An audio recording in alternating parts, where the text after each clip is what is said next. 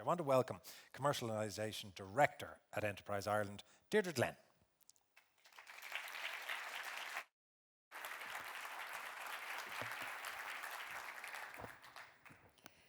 Thanks, everybody. Good afternoon and welcome to you all. Delighted to have you here in person today. I think it's our first time since 2019 that we've actually been able to be physically in the room. And to all of those joining us online for our 14th annual Big Ideas Showcase. As you know, this is a flagship event for Enterprise Ireland, our research and innovation division, highlighting the successful collaboration that we have with the higher education institutions, with investors, and with all of the other state supports for startups. It's a great celebration and acknowledgement of our best and brightest entrepreneurial researchers leading the charge to successfully commercialize research. And we're a really exciting lineup of speakers and guests for you today. I'd like to thank Anton for being MC for the day, because I know a huge amount of work goes into these events. And I'd like to say particular thanks to our team, to Sue O'Neill, to Laura Clifford, and to the wider EI team, because this doesn't happen but for the brilliant people that are behind the scenes helping us on a day like today. They've worked tirelessly to make this a success, and I know we're going to have a great afternoon ahead of us. So Anton has shared an overview of today's proceedings, and at the heart of it is our 12 pitches. And you're going to hear from our investor-ready startups, each with their brilliant big idea. These are our moonshot companies. They're the deep tech startups that are leveraging frontier technology and science to solve a pressing global problem. It's particularly encouraging to see the growth and development underway with each of these founding teams, and we look forward to seeing many of them as they progress to becoming our high potential startup family. In these really uncertain times, given the array of challenges, climate change, energy crisis, COVID-19, inflation, Brexit, the list goes on, our continued commitment to supporting a new wave of these innovations is absolutely vital. By that I mean cutting-edge science and technology, engineering, combining advances in the physical, in the biological, in the digital, and all of these to deliver transformative solutions in the face of global challenges. As Leo mentioned, earlier this year, we launched our new strategy, Leading in a Changing World. And as an agency, we are committed to furthering and accelerating entrepreneurship and also supporting companies as they grow and scale internationally. And looking internationally, last July, the European Commission also adopted an ambitious approach to this new innovation agenda, with the ambition to position Europe at the forefront of this next wave of deep tech innovation and startups, and for Europe to be a global player on the innovation front, bringing access to funding for scaling of deep tech companies such as those that you're going to see this afternoon. One of the critically important supports that a lot of our startups avail of is the European Innovation Council Accelerator Programme, which provides transformational funding to disruptive deep tech startups and to companies as they scale and grow. It's a hugely competitive fund throughout Europe, but I'm delighted to say that Ireland continues to punch above its weight.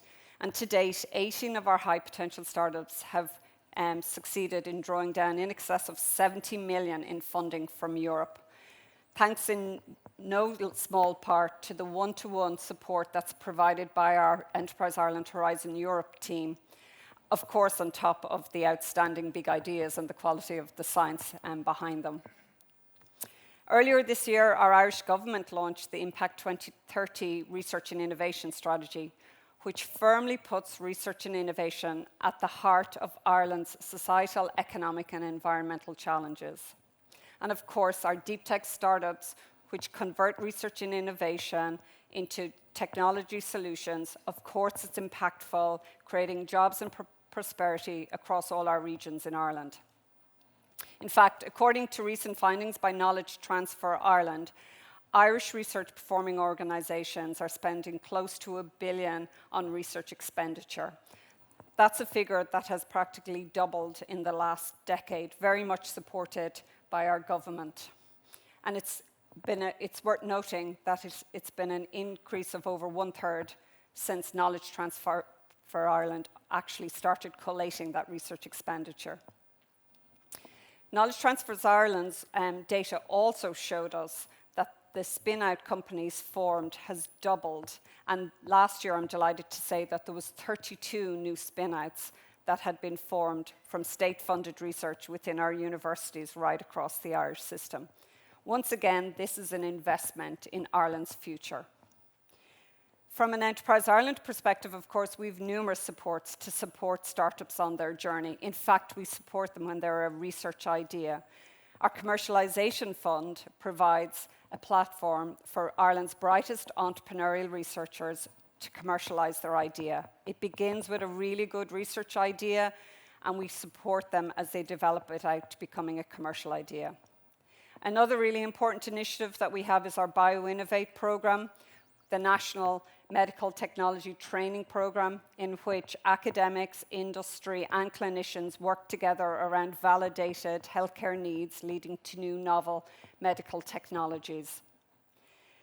Importantly, a challenge for Enterprise Ireland startups, as always, is money. And I'm delighted to see the VCs and the investors in the room here today, because without investment from the private markets and international markets, we can't grow these deep tech companies.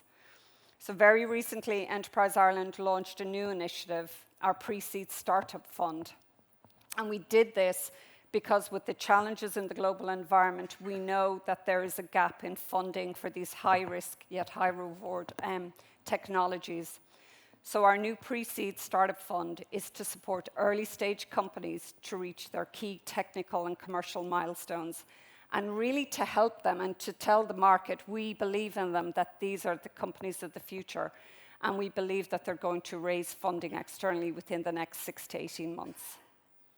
Through all of these Enterprise Ireland initiatives, with the deep pool of research talent in our education systems, and with our colleagues in the technology transfer offices, we have produced a really impressive pipeline of innovative startups from the third level.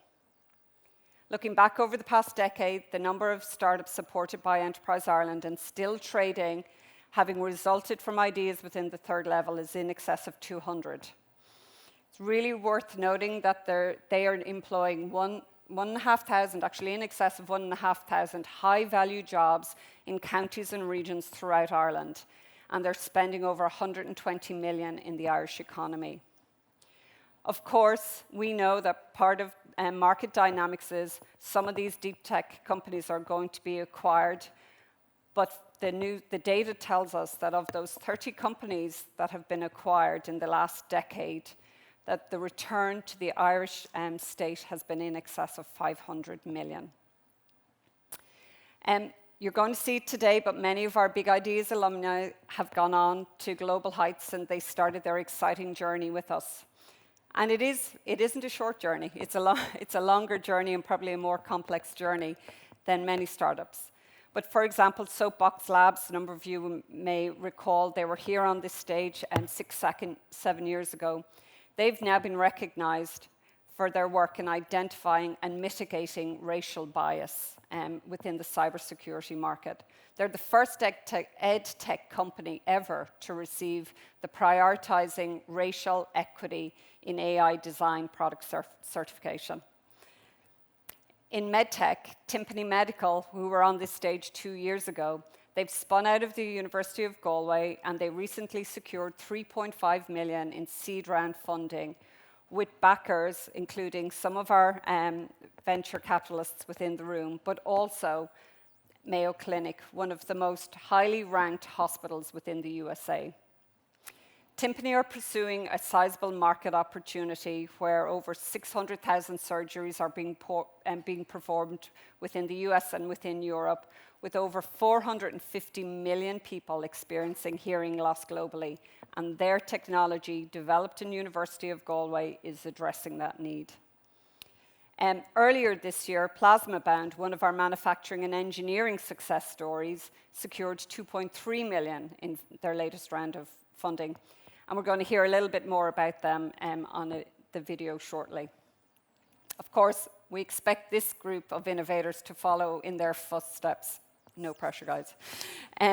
Addressing a wide range of issues, everything from an injectable gel to treat osteoarthritis in the knee, through to AI-powered video summarization, a wearable device to treat sore eyes, and a way to categorize transaction data to determine carbon hotspots and provide recommendations in terms of how you lower your carbon emissions.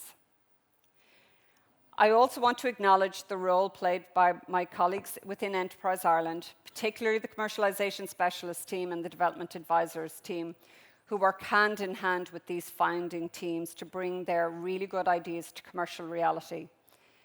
This work can't be achieved by Enterprise Ireland alone, and I do need to say a huge shout out to our colleagues within the technology transfer offices and the wider university ecosystem.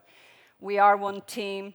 We work with them to try and to feed that pipeline of opportunities and to de-risk them to become our startups of the future. So I want to say a huge thank you to them in particular.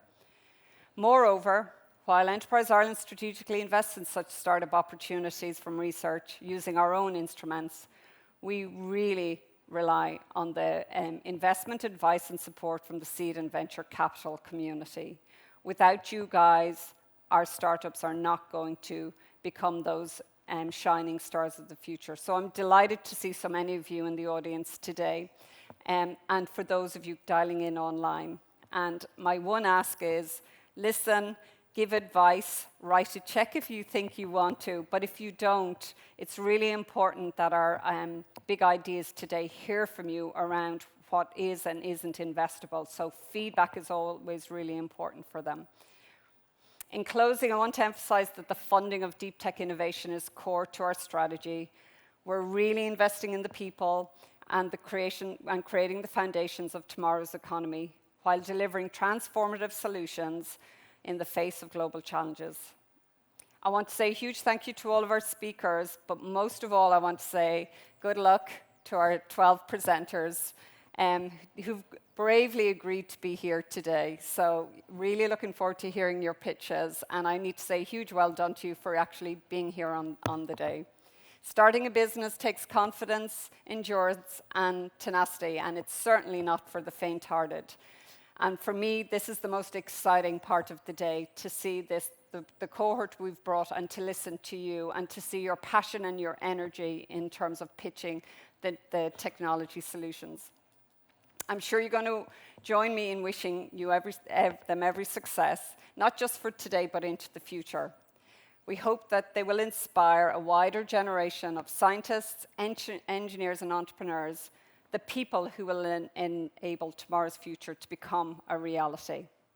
So with that, I wish you all a really enjoyable and stimulating afternoon here in Croke Park. Thank you very much.